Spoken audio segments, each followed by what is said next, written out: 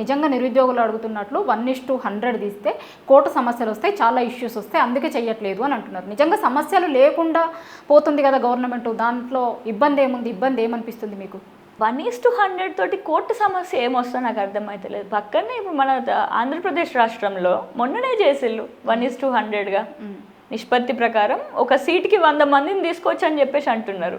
ఇది only qualification ప్రక్రియ. Prelims నుంచి మెయిన్స్ రాయడానికి మాత్రం ఒక సీట్కి 100 మెంబర్స్ని తీసుకుందామని చెప్పేసి తీసుకునేటటువంటి ప్రక్రియ అంతే. ఈ ప్రక్రియ ఇంకొకసారి నోటిఫై చేస్తే అయిపోతుంది. దీనికి కోర్టు ఇష్యూ అని ఎందుకు వస్తుంది? ఇవన్నీ కూడా డొంకు తిరుగుళ్ళు అంతే. చెయ్యాలి అని చెప్పేసి నిజంగా గుండెల్లో ఉంటే చేసేయగలుగుతారు. ఆల్రెడీ ఇప్పుడు ఫస్ట్ టైం కాదు ఇది, ఇంతకు ముందు కూడా ఈ విధంగా చేసిల్వి. కాంగ్రెస్ ప్రభుత్వంలోనే పోయిన రాజశేఖర్ రెడ్డి గారి పాలనలో ఈ విధంగా జరిగినాయి. పోస్టులు కూడా పెంచగలుగుతారు. ఇది ఫస్ట్ టైం కాదు. మనం తెలంగాణలో ఇది కొత్తగా ఏం చేస్తలేం. కానీ నేడు కేవలం వాళ్ళ అసమర్థత వల్లనే ఇవన్నీ కూడా వస్తున్నాయి మనకి. ఫస్టే నిరుద్యోగులందరినీ కూడా కూర్చోబెట్టి అసలుకి ఏ విధంగా ప్రణాళిక చేస్తే బాగుంటుంది అని చెప్పి వాళ్ళు ముందు మరొక షెడ్యూల్ రిలీజ్ చేసిళ్ళు కదా ఎలక్షన్ ముందు, జాబ్ క్యాలెండర్. సంవత్సరానికి ఈ విధంగా చేస్తామని యాన్యువల్ జాబ్ క్యాలెండర్ చేసిళ్ళు. అదేమైపోయింది మరి?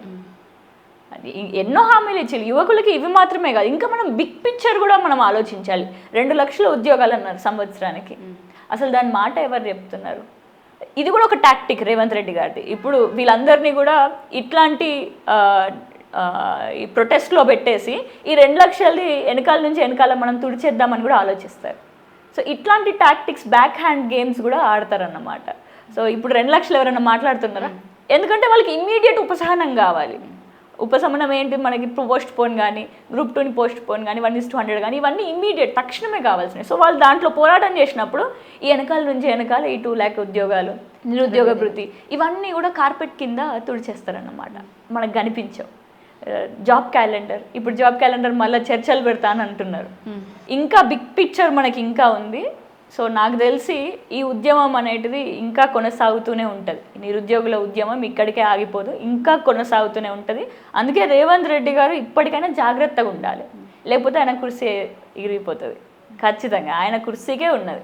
అదే నిరుద్యోగులు పోయి ఇప్పుడు రాహుల్ గాంధీని అడిగితే ఆయన ఉంటుందా? ఊడిపోతుంది అంతే.